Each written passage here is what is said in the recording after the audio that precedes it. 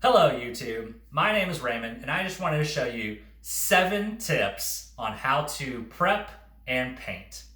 Tip number 1, when you start on a wall, make sure to clean the wall off with a wet rag.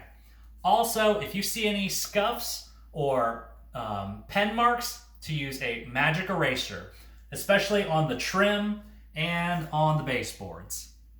Tip number 2, when going around an outlet cover or a switch plate, go ahead and take off the cover, unscrew the cover, and grab just some regular painter's tape and cover over the outlet cover, the outlet or the switch. So when you're painting or when you're rolling, if you accidentally hit the outlet, it's not painted because of the tape. Tip number 3, when using a very large 5-gallon bucket, it is very difficult to tip the bucket over to put into a paint cup or a rolling pan. I would recommend using a $1 soup ladle from the dollar store and also an empty container. Just open the lid, grab the paint from the soup ladle, and pour it directly into your paint cup or rolling pan. When you're done using it, just put it back in a regular empty container and it's ready to go. That tip was from my father-in-law. The 4th tip is when pouring in an area, we use plastic sheeting to make sure we don't get paint on the floor, but I've learned to use a plastic trash bag as well in the pouring area. So when you're done, you can just throw the trash bag away and you can keep the plastic sheeting for your other projects. Tip number 5. When using a 1-gallon paint can, I used to just pour it straight out of the can and then you get paint all over the side. You're wasting good paint and it's getting all over the floor. What I would recommend is using a $1 paint spout. I just bought it just because I thought it was cool and it turned out to be actually pretty useful. So what you do is you use this paint spout, you attach it to the inside rim of your paint can. Make sure to press really hard. Okay. You want this spout to be in between the handle. So when you pour, it pours the paint into the spout, into your paint cup or pan. And then when you're done with the job, you just take the spout off, wash it off, and you can use it for your next project.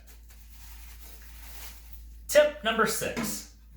I would recommend to use a paint cup when painting.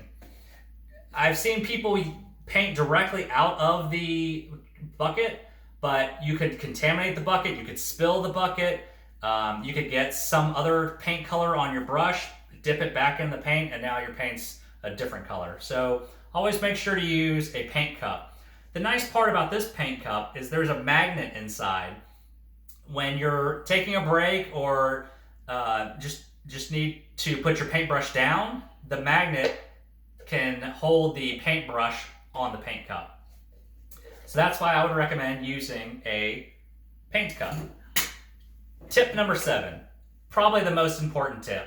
I've done a lot of paint jobs and they do not go well because of this tip. The tip is do not use a bad paintbrush. Spend a couple more bucks, go to the home improvement store, it's about $10 or so, and get a good paintbrush. Don't use a dollar store paintbrush. Don't use a foam paintbrush. The reason why you have to use tape is because you're using a bad paintbrush. So when you use a good paintbrush, when you dip it in the paint and it gets wet, the bristles kind of stay together. Whereas with a bad paintbrush, the bristles are different lengths and they kind of go everywhere anyway. So spend a couple bucks, use a good paintbrush. When cleaning the paintbrush, when the water is coming down, you can use the sink. You can use the sink to kind of spread that excess paint as the water is coming down. Have the water hit the top of the bristles. Don't have the water hit the handle. You'll know when the paintbrush is clean when the water becomes clear.